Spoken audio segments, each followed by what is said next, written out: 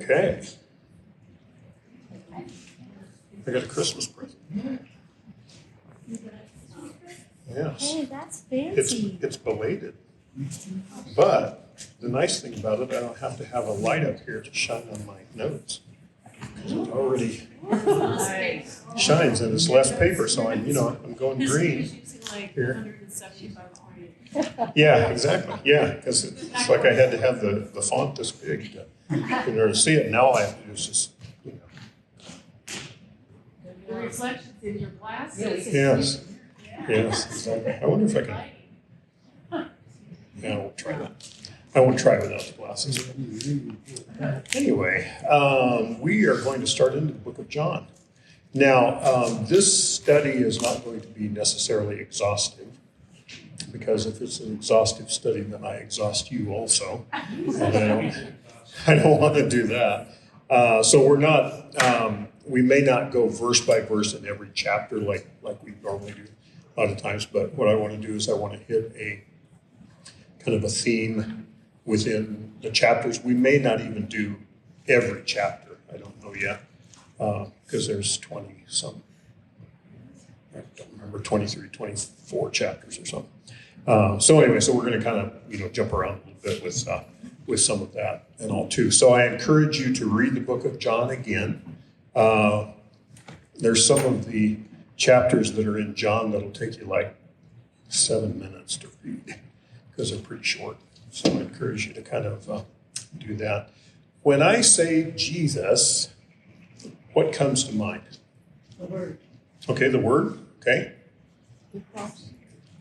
What's that? The cross. The cross. Okay. Savior. Savior. Christ, the Son of the living The Christ, the Son of the living God. I see him fighting for us.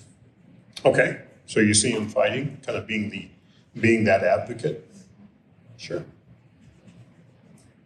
Okay. So when we think about the Gospels for a moment, what we look at is we look at Matthew, Mark, Luke, and John. You can kind of look at them in a couple of different ways. First of all, you can look at them as kind of the four faces of Jesus, because each one of them is showing you kind of a different avenue and a different way that Jesus appears to them as they are writing all of these things down. You can also think of it a little bit almost like a movie, because with a movie, what you have is you have multiple cameras on the same scene, right? And you could almost look at Matthew, Mark, Luke, and John the same way, as almost multiple views, multiple cameras, multiple point of views on the stories of Jesus. Now, when we look at this, we're going to explore just a little bit more of kind of the way that Matthew, Mark, Luke, and John take a look at this. But first of all, kind of the purpose of John and the theme of the book is really, when it comes down to it, is that you might believe that Jesus is the Christ. That's how John wrote the book. That was the whole purpose of the book, is for us to believe that he definitely is the Christ.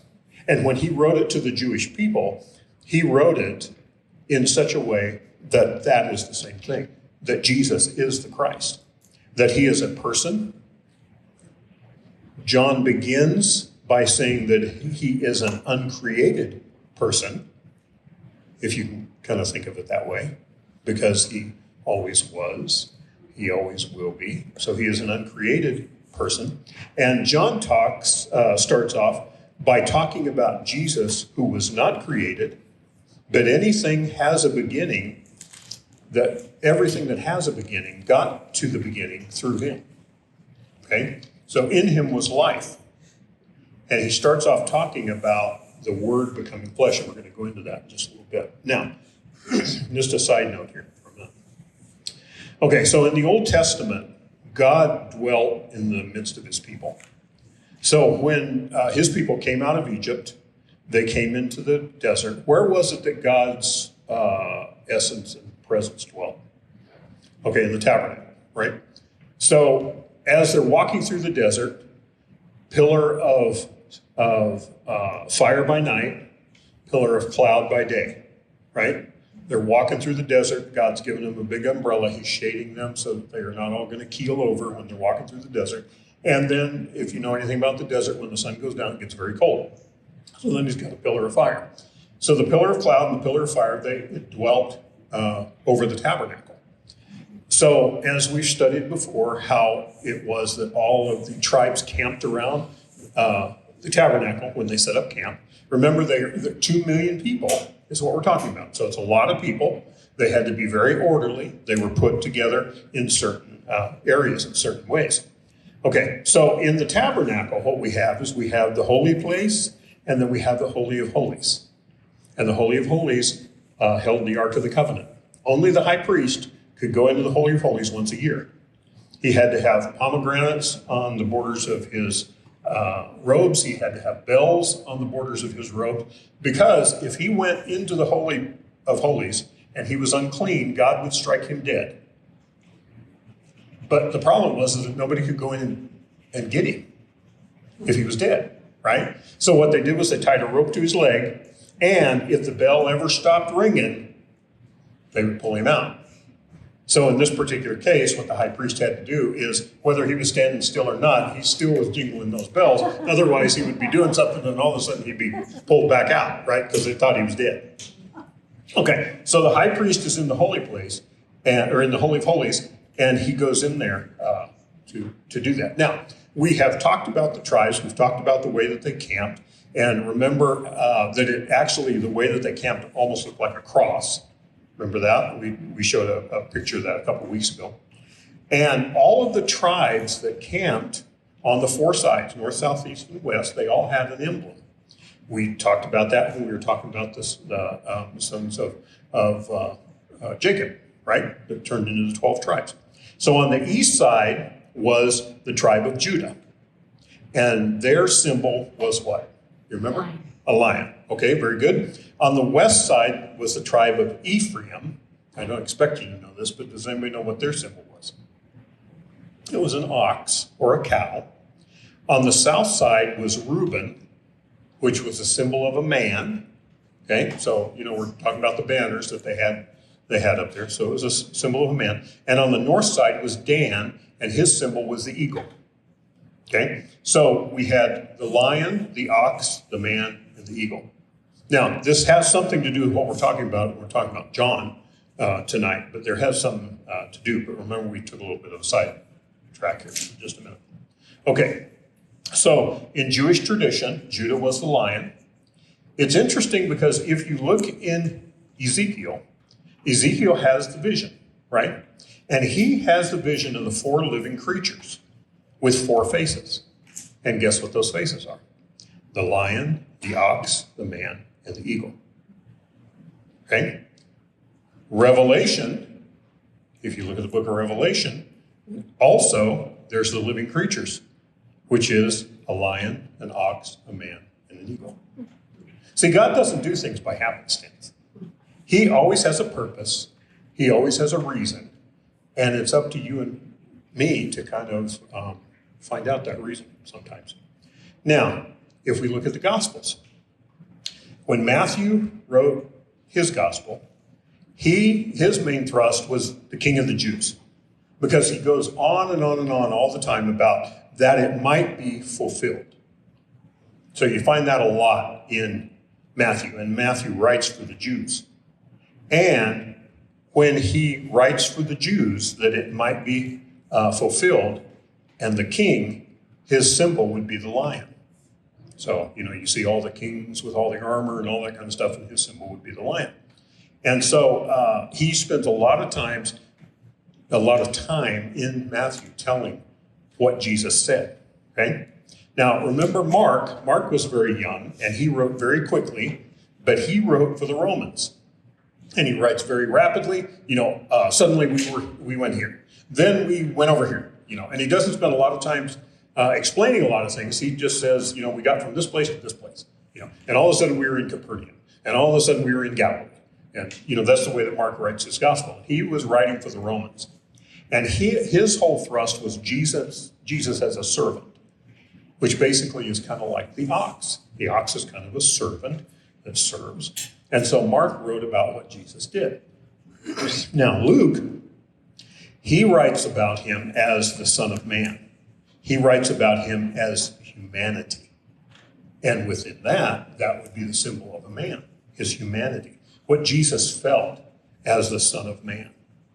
Then we come to John, and John, when he writes his Gospels, he is the exalted one, the Son of God, that you might know that he is the Christ, that you might know that he is the Son of God. And that one would be the eagle.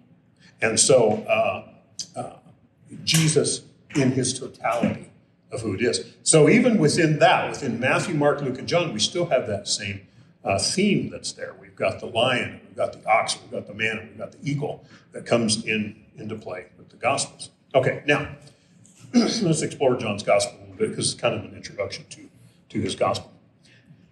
90% of the material in John is different than any of the other books, than any of Matthew, Mark, and Luke. Okay? In John, he makes the 7 great I am statements. You know, I am the bread of life, I am the door, all of that. In John, you won't find parables. In the other ones, you do. But in John, no parables. Mostly that's Matthew that does that. There are 7 miracles that are also mentioned that are not in the other Gospels. We also have in John 17 is the longest prayer in the New Testament. We also have the shortest verse in the Bible, which is John 11:35. Yeah, John 11:35, which says, thank you. Jesus wept. Jesus wept, exactly. So we've got the longest prayer in the New Testament in John. We've got the shortest verse in John. 170 times Jesus is said. The word Christ is also found 170 times in there. The word believe is 100 times in John. And again, the purpose of the book, that you might believe that Jesus is the Christ. Okay, so that kind of establishes that. Now, John the Apostle is not mentioned as writing the book himself. In fact, the first reference to John is a man sent by God. Who is who? In the first chapter. Who's he talking about? He's talking about John the Baptist in the first chapter. John the Baptist did not write the book of John. So the reason that we know that John the Apostle wrote the Gospel of John is because of a guy in the 2nd century, Irenaeus, who was a disciple of a guy named Polycarp. And if you've ever studied biblical history and biblical theology and various things, you might know the word Polycarp, right? So Irenaeus was a disciple of Polycarp, and Polycarp said that John wrote it. And Polycarp knew because he was a direct disciple of John the Apostle. So that's how it is that we get the authorship there, okay? And John goes by an interesting name in the book of John. And he always refers to himself in a particular way. Does anybody know how that is? Okay, the beloved, the one that Jesus loved, right? So he refers to himself that way, which is interesting. It's not arrogant with that, but John was part of the inner circle. Peter, James, and John, right? They got to do all kinds of stuff that the other disciples didn't, because they were the closest to Jesus. Okay, so now as we go on, I'm going to let Marge read just a little bit here. But the theme of the book actually comes in John 20. So John 20:30 says, "And truly Jesus did many other signs in the presence of the disciples, which are not written in this book. But these are written that you may believe that Jesus is the Christ, the Son of God, and that believing that you might have life in his name." And John is basically telling us, this is the whole purpose that I wrote this. Remember in the Old Testament, Solomon dedicated the temple, right? Solomon made an interesting statement in 2 Chronicles 6. He says, 2 Chronicles 6:18, "But will God indeed dwell with men on the earth? Behold, heaven and the heavens of heavens cannot contain you, how much less this temple which I have built? Now, Solomon had all of the riches. He was the richest man in the world. He was the Elon Musk of his day, right? And he had all of the riches. His father David had stockpiled all of the things that he needed to be able to build the temple. God wouldn't let David build the temple. Why? He's a warrior. Because he was a warrior and he had too much blood on his hands. And God said, no, my temple is going to be a temple of peace. We're going to let your son do it. And so David said, okay, well, if I can't build it, can I at least stockpile all the supplies? And God said, yeah, go ahead. So he does that. And so then Solomon builds the tabernacle, right? At the dedication of the tabernacle, and this is where 2 Chronicles 6 comes in, he says, is it possible for God to come down and to dwell with man? Even in this beautiful temple that we have constructed and that we have built here, is it possible that God will come down and dwell on the earth? And he did. He did through Jesus Christ. Now, if we step back just a little bit further, still has to do with John. We're still talking about John. Don't worry. I'm not off on too much of a rabbit trail. Okay? So let's go back to Genesis for a minute. Remember when we were studying Genesis, we said that it was one of the most important books in the Bible because it really set the stage for everything that would come after that, right? When God created the universe, the Bible says very little about how he did it. But what it does say is very important. And the importance correlates with John 1. Okay? Let's go to John 1. Marge, can you read this, please? In the beginning was the Word, and the Word was with God, and the Word was God. He was with God in the beginning. Through him all things were made, and without him nothing was made that has been made. In him was life, and that life was the light of men. The light shines in the darkness, and the darkness has not overcome it. Go ahead and go next. The Word became flesh and made his dwelling among us. We have seen his glory, the glory of the one and only Son from the Father, full of grace and truth. Okay, so we're gonna hold there for just a moment. So the Old Testament is important to the New Testament, and the New Testament is confirming what happened in the Old Testament. So when we kind of unpack this thing in Genesis, you know how it is, and God said.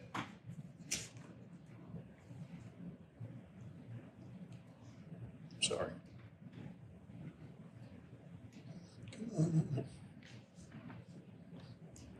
Things are very sensitive. Okay. I'm still getting used to it. Well, get used to it. Okay, so you know how it is that we have talked about before, and God said. There were 2 days that God speaks more than once. It's day 3 and day 6. On day 3, he speaks to make the difference of what we would call the inorganic and life. In Scripture, we don't get from the inorganic material of life without "and God said." So when he created man, when he created the animals, he speaks twice and he says, "And God said, let us make man in our own image." On day 6, he does that. We don't get from the animals to the human beings without "and God said." Now, this is the exact opposite of random, unguided evolution, which you and I know things about, that things just happened, or they just happened to morph into it, or some amoeba decided to split itself, and then it later on, it grew some legs, it crawled up on the sand, and then later on it started to develop a vertebrae, and then it started to stand up, and all of that. And that is the random, unguided evolution. And this is exactly the opposite of that.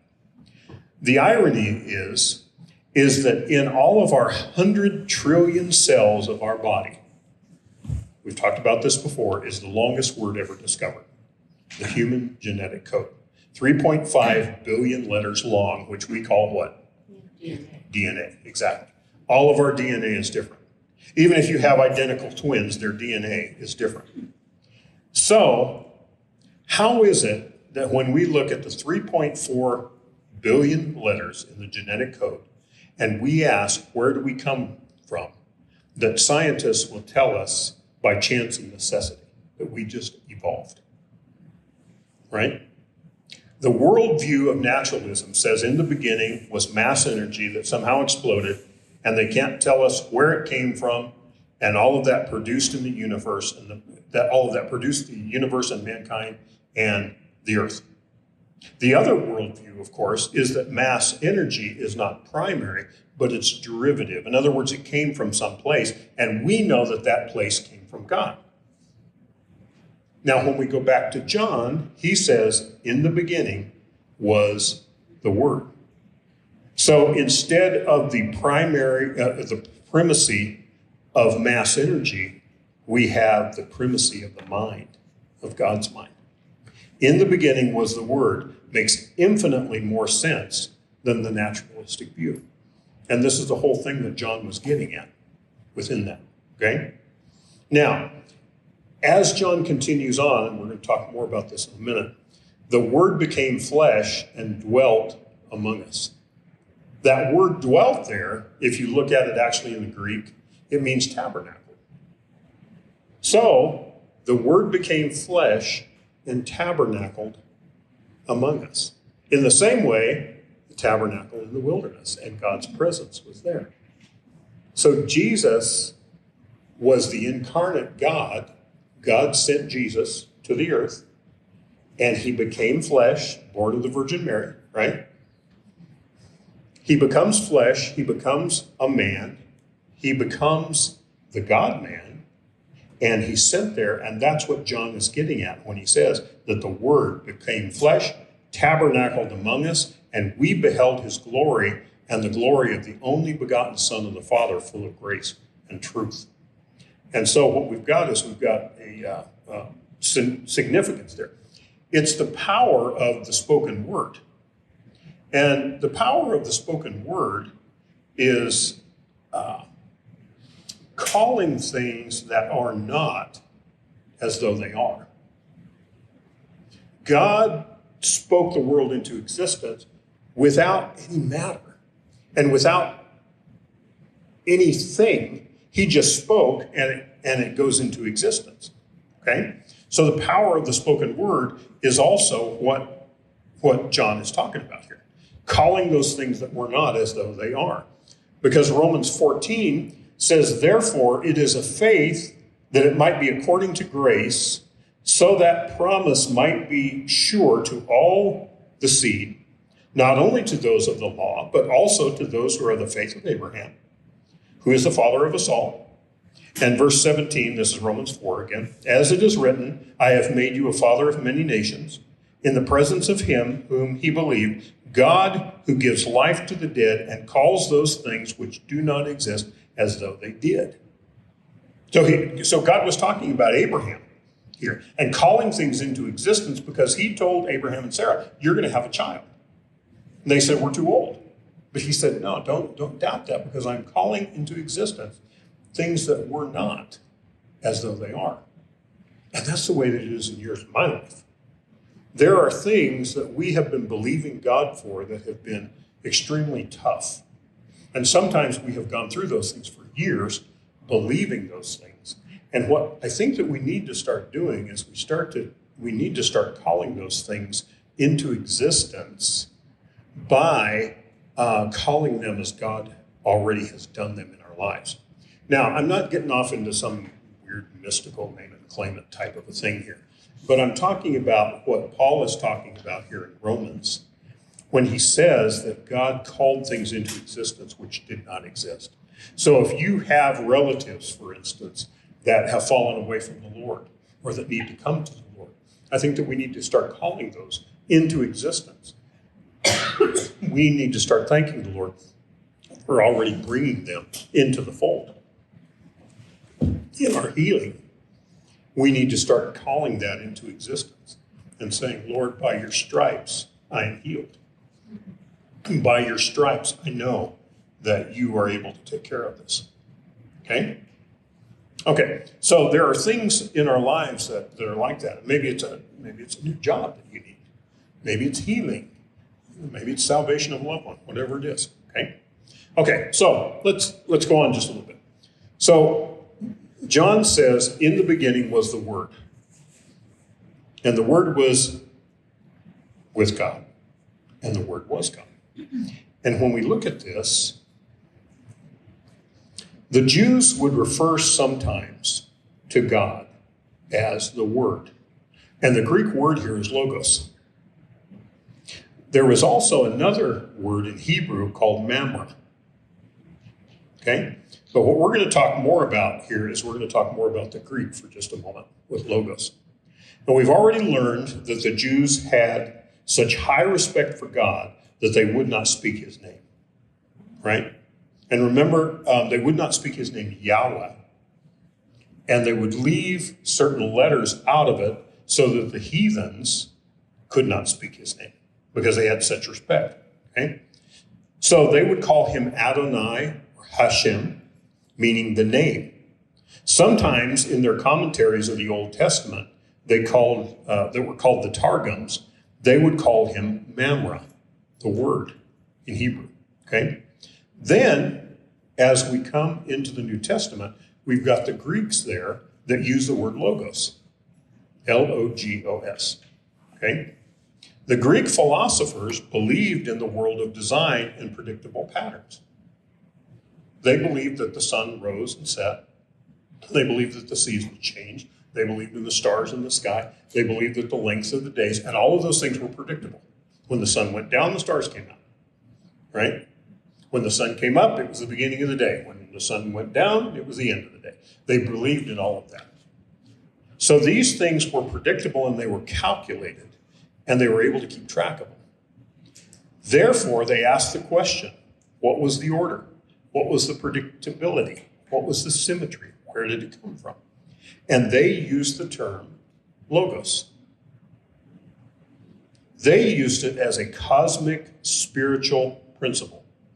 The logos. The logos is the pattern in life. The rising of the sun, the setting of the sun, the stars coming out, everything that was predictable. There was some type of divine structure and they didn't know what it was.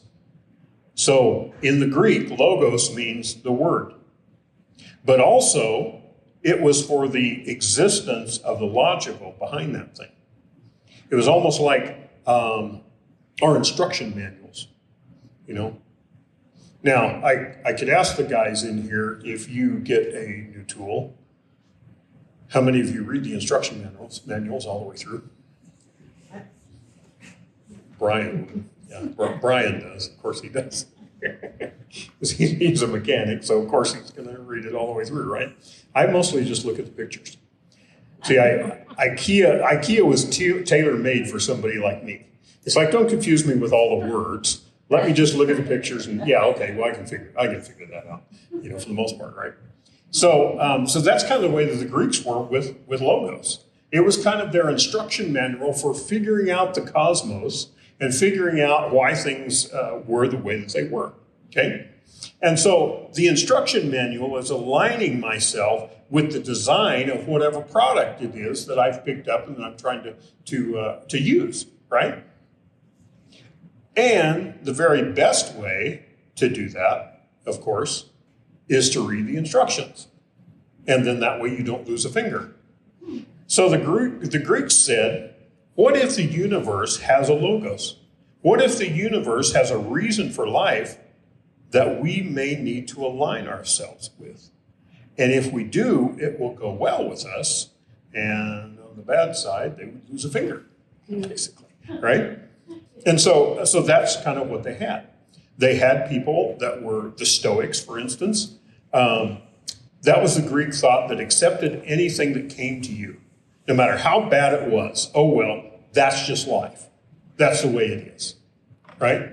You and I know people that are like that actually come from that Stoic philosophy there. You summon all of your self-control, you pull yourself up by the bootstraps, you never let anything get to you, right? And that was the Stoics, okay? Then others said the logos, the reason of life, is to make the world a better place with those who come afterwards. And we have people like that today. They don't live in the now. They live to make everything better for the future generations. But then they don't do anything right now, right? So we've got people that are like that. And then you had the Epicureans that said, no, the logos, or the meaning of life, was to find what makes you happy, right?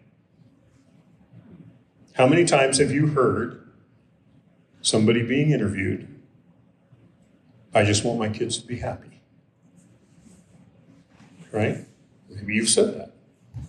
Maybe I've said that sometimes. But that's not really the whole thing. It's not really the whole meaning of life. It's just to make the kids happy.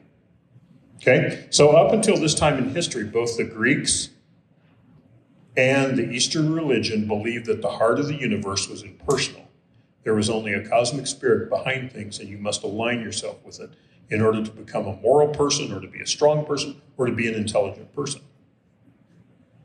So they all had a different thought on what it meant to bring yourself in alignment with ultimate reality, or the logos. So what happens? John comes along, and he says, in the beginning was the logos.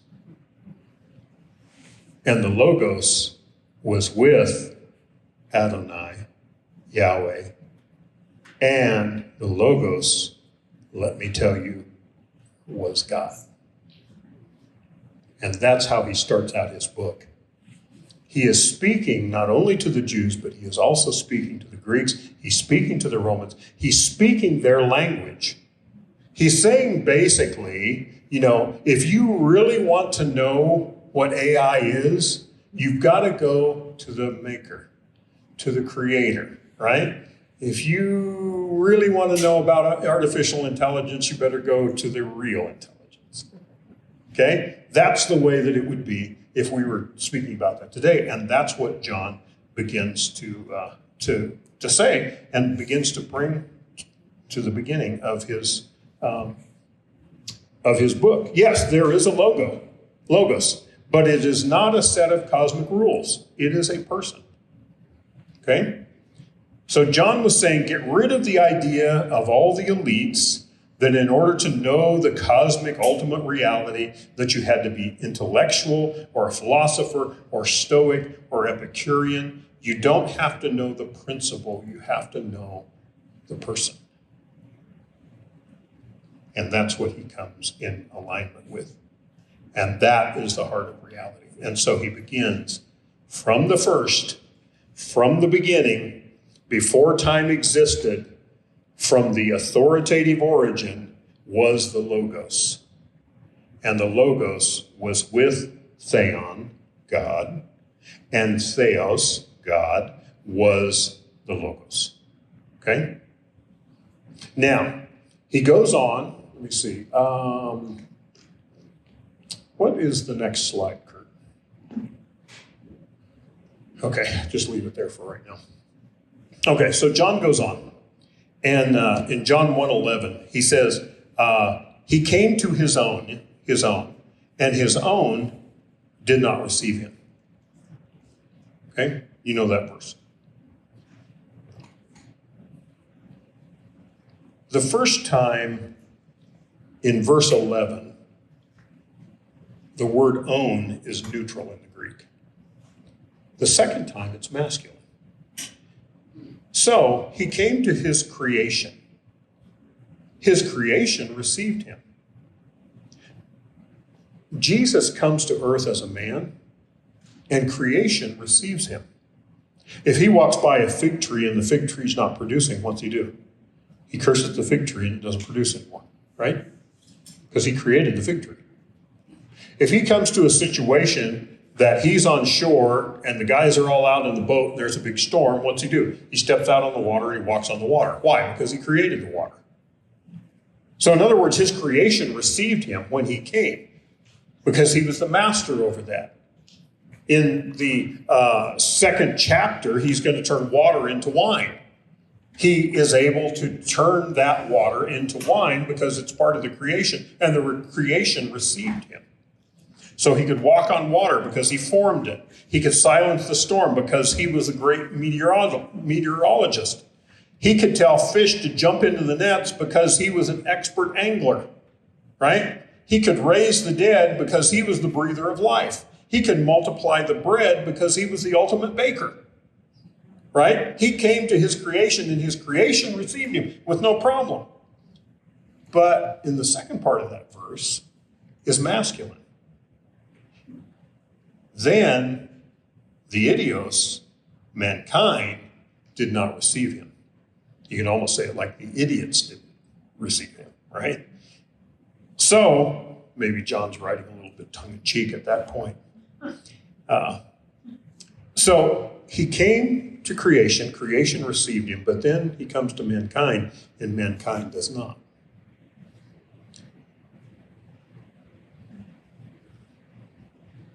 Let's go on here. Okay. Marge, read this one for me, please.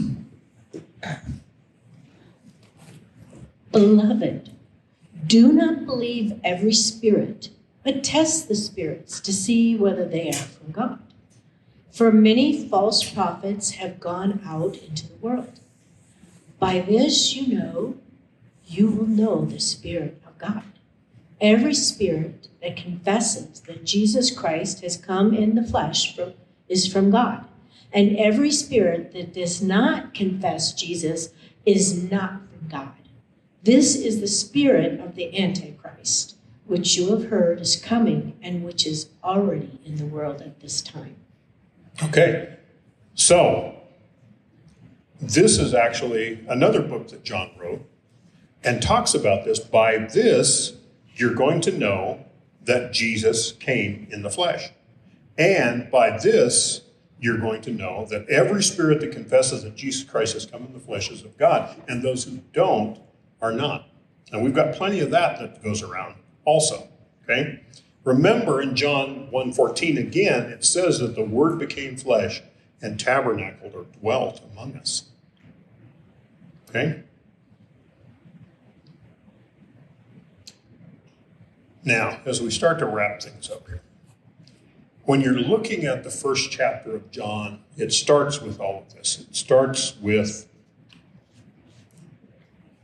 in the beginning was the Word, and the Word was with God, and the Word was God. He was with God in the beginning. Through him all things were made, and without him nothing has been made that has been made. In him was life, and the life was the light of men, and the light shines in the darkness, and the darkness has not overcome. That's the way John begins his writings to the Jews. After that, he goes on. He talks a little bit about John the Baptist and about how it is that John the Baptist came before. And then John goes on and he talks about the Word becoming flesh, dwelling among us, and how John the Baptist testified about Jesus coming in and receiving all of that. And then he talks a little bit more about the mission of John the Baptist. Remember, John the Baptist, Jesus' cousin. So they hung out a lot, okay? And talks about how it is that they questioned him and they asked John the Baptist, are you Elijah and are you, Moses and are you one of the other great prophets come back to life? And he said no. And they said, well, who are you? I'm just the one that's preparing the way. They asked him. They said, are you the Messiah? And he said no. I'm just a guy that's preparing the way in that. And so he wouldn't take credit for any of that,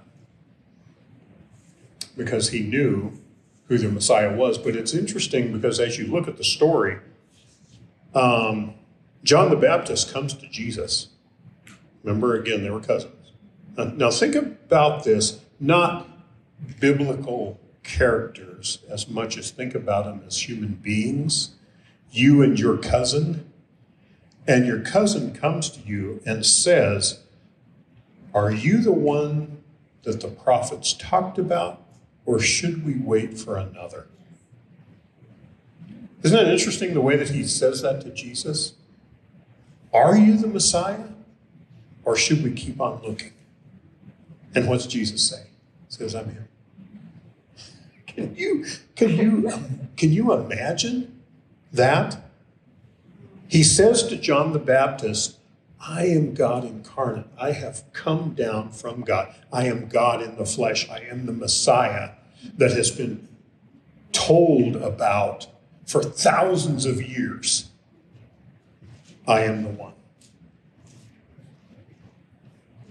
And that's the way that John opens up his gospel, so that you and I might believe that Jesus is the Christ. Isn't that cool? That's cool the way that he does that, because he's looking at it at a whole different perspective. And he had a whole different perspective than many of the other disciples did, because John would be the one that would be the only disciple that would die of natural causes. Everybody else was martyred, right? So he must have been doing something right. You know? They tried to kill him. They tried to boil him in oil. That didn't work. He survived. So they said, okay, we're going to put him out on the Isle of Patmos and he will die of loneliness. But when he got out there, the whole heavens was open and he had God there with him and he had the angels with him. And Jesus was there giving him the revelation and all that. And he was the only one that actually died of natural causes. So he probably was the one that Jesus loved. You know? But his whole message was, because I'm writing this to let you know that Jesus is the Christ. And that's how we're starting into it. So go ahead, stand, we're going to worship here. But that's what you and I have to keep in mind. And start to read in the book of John, and with all of those things in mind, all those things kind of in your background, that will help you to understand why it is that John wrote the way that he did. It's important. It's important for us to look at it that way, and to look at it from those different aspects. Okay, let's worship a bit.